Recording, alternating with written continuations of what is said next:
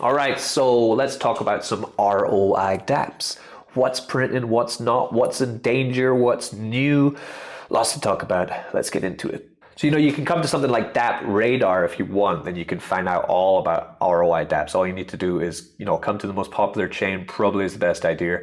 BNB chain is what I do. I don't really play around much in other blockchains at the moment. Go to high risk, right? Because that's where you'll find your ROI dApps. ROI means you're going to lock your deposit in there. You're not going to be able to pull it out, or it's going to be very hard to pull it out, is how I would say ROI, right? You have your drip, you have your Furio, yeah. But then, of course, number 3, you do have the king of kings, the BNB miner, which is so simple, right? We're going to see a lot more complex platforms now in DeFi compared to the BNB miner, but so many people are in this. It's lasted for 626 days. You just take BNB, you put it in, then you can either compound or take it out. Gives you roughly 3% daily. It's a miner contract. I love miner contracts. That's what I modeled my dApp on, that we're going to check out later. So, I have 0.06 BNB. What do? I compound it, I raise my TVL again, and I get more BNB the next day. Generally, I have 3 accounts of this. I get about 0.5 BNB a week from the accounts all combined.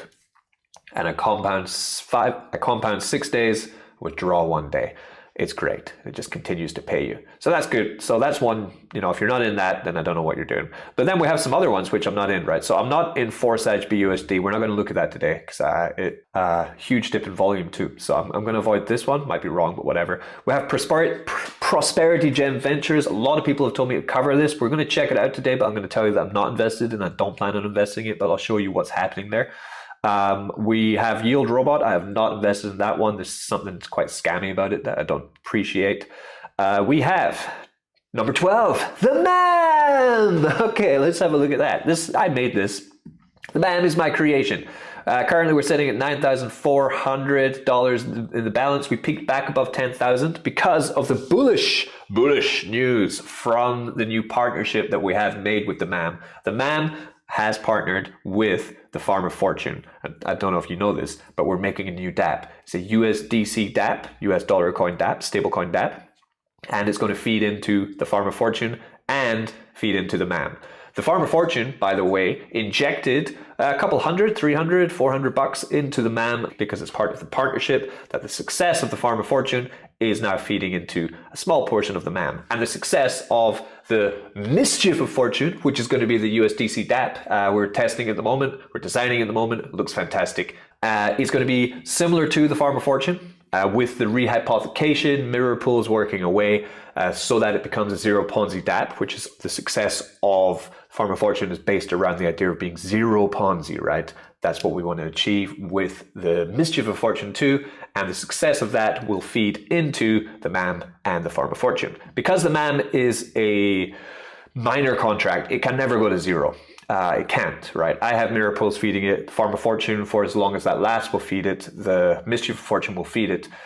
Even without me feeding it, it couldn't go to zero because the community behind it is going to work through that. And also, if the TVL falls, we were at $30,000, now we're at $9,400. As that happens, the APR falls.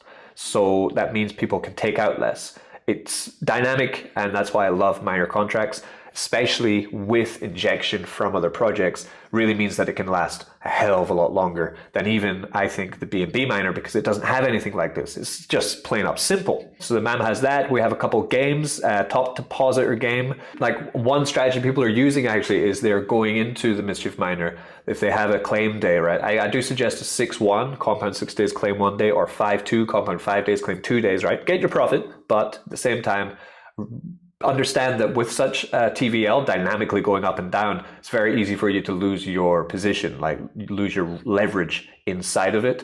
So compounding is key, but also getting profit is key. Just balance it is the advice I'd give to you. So what people are doing actually is they claim out and then they put it back in. And by doing that, they will get themselves on the leaderboard for the shitcoin sniper, and winners of the shitcoin sniper also win shitcoins, right? Here's 600 shitcoins for the winner from yesterday, right? So that's also a good strategy to do. And we do have the lottery here. Every day this runs, the previous lottery was $100 worth of shitcoins, which is 5,000 shitcoins. Brilliant, right? Today we have 18 participants for it. It's still chucking along. I have 20 tickets. My chance of winning is 18%, which is great. 18% chance to win about, what's today's pot? Today's pot is $36 so far, but we've got a good couple hours left, about half a day left to build that up as well. So that's the MAM. Similar to the MAM, we do, I talked before about Cake of Fortune, works very similarly. It has rehypothecation pools. It's part of the Farm of Fortune ecosystem called Fortune Hunters, who are my partners, right?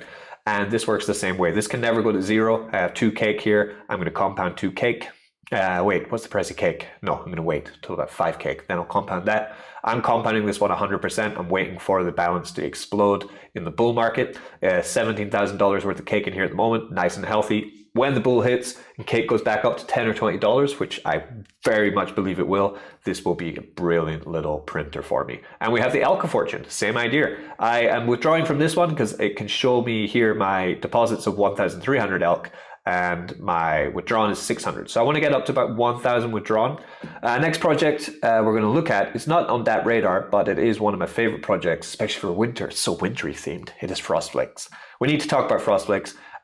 They are 100% transparent about the success or the failure of their project. And we need to have a look at what's happening. So what's happening for me is I'm auto compounding at a ridiculous rate, right? 2.3 BNB compounded in 5 days. It's like 600, 700 bucks, which is great. I'm going to run this for another day. Then I'm going to have my claim day and run it again. Okay, that's the way to do it. And as you can see, I haven't ROI'd yet. I've paid out, I've taken out 0.7 BNB, but I've deposited 3 BNB. My TVL now, though, is 19 BNB. This might be part of the issue that a lot of people who've been in this for, it's been running for 6 months.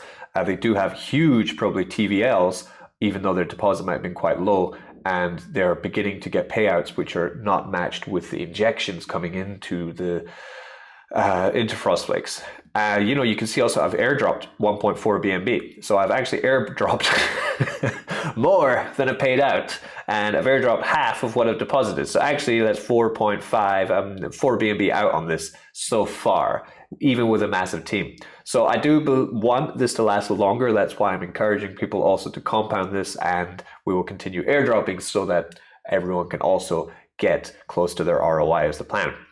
So the ways in which they counter the drain, which is inevitable for projects, is that they have 2 main strategies. The first is with a bot army. As you can see, there is a lot of money, about 100,000 invested into bots, and they are paying out rewards. As you can see here, the rewards are tracked transparently, so you can see how successful each of the bots are, and then that profit is injected back into the TVL so that people can withdraw it, right? So the TVL is taken out, invested into bots, earns yield, and then put back into the balance. That's very good. And then also we do have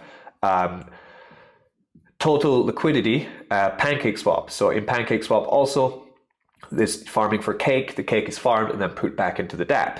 But now an issue is that the contract balance is beginning to dip very dramatically. As you can see, we've gone from 700 BNB in the contract balance just at the end of November, and now 2 weeks later we're down to 300. So that is half, 50% dip in 2 weeks, and it doesn't look like it is stopping any time. The daily withdrawals are roughly 50 BNB, 35 BNB, 48 BNB, 43 BNB. So there's too much BNB being withdrawn from the contract and not enough being deposited in, even with injections from the bots and from the yields. So what to do, right? Now, we've seen this problem before. We saw it with Furio, right? With Furio, what did they do? They paused everything. They changed everything. They lowered the reward. They restricted how much you can withdraw. They did all that, right? And the precedent is there in DeFi that developers are very happy and willing to do that, but not Jack, not the developer of this. He actually put out an announcement. Let's have a look. So this is FLAKES Telegram. Recently, I've been bombarded with messages, mainly containing suggestions, some of who are worried, but also a lot of supportive messages. I'm one of those guys. I support you, Jack. Let's do this. I really appreciate all your messages, and 99% of you all have gotten the same answer. It's not that I don't want to talk in DMs, it's that he doesn't want to repeat himself. The majority of suggestions are related to changing the daily rewards, the max TVL, or the max payout. Yeah, changing something that shouldn't be changed in his eyes. People locked, and he doesn't want to make these changes. He says people locked in their principle. If the principle wasn't locked and we changed the mechanisms and thereby changing the product that people bought into, people would be able to bail out as they want, right? Because we're locked in there. He can't say, oh, I'm changing it to you can only claim once every 2 weeks now instead of every week, right? I'll be like, what? Like, okay, like I'm locked in. I can't do anything, right? This is exactly what happened to Furio, and that's what's destroyed it, right? But since it's locked, it would force people to accept these changes, which isn't right. And he is right. That's not right, okay? Making any changes to the contract at the moment will be very time-consuming and error-prone. To make changes to such a... FrostFlakes is not a fork. It's a brand new contract, and making changes to it there might be errors, and if there is an error from changing it, which then gets exploited, then everyone's ruined anyway. And third, actually 99% of the suggestions will not fix it, right? It will just kick the ball down the road and the problem will arise again. For example, if you did change claim day from every 7 days to every 14 days, it just means that people will be able to compound even more. So when they do claim, they'd be claiming out more than they would if it was just 7 days. So it doesn't work like that, right? So he says, what should you focus on then? He is focusing on revenue streams, as they've always focused on, right? PancakeSwap and bots, adding more BNB into the contract, right? So he's being stoic in his approach to how he's going to run his dApp. Respect to you, Jack, respect to you, right?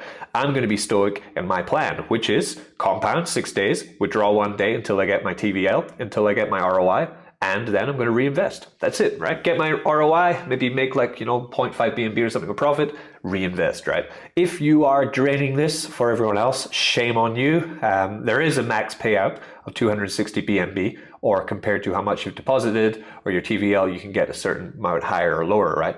So there is a max payout, but 260 BNB payout is a lot. It's a hell of a lot. I never expect to reach that. I wouldn't mind reaching 3 BNB though, because that's how much I actually deposited into this dApp. So let's see how we go with it. And, I'm not going to do a massive airdrop today because we're touch and go here, but I'm going to continue to honor what I said. So we're going to choose one guy. If you are over 1 BNB deposited, you get 0.1% BNB. If you're under, then you get 0.05. Select one guy. Let's find him. Okay, congratulations. 0.075, you win yourself 0.05 BNB. Okay, so I'll send that. Hopefully next week we see it flatten, and if it does flatten, I'm going to go back to 5 people, right? But that's $15 for you from me, adding into my debt to FrostFlakes. But I have to respect it, right? You got to respect the developer who's going to stick by his guns. He's going to continue his plan. His plan is solid, right? All of these bots working to make BNB, which is going to feed back into the project, right? PancakeSwap yield feeding back into the project. If the community wants to continue to drain it, then so be it. It will be a sad day if this does end. But we're big boys. We know the risk when we deposit our funds into ROI dApps. We know it's high risk. It's put everywhere that it's high risk for all of these. So we do know that. And if you have gotten your ROI yet on FrostFlakes, please let me know. I have not. So here's a new one. This is the Weed Farmer.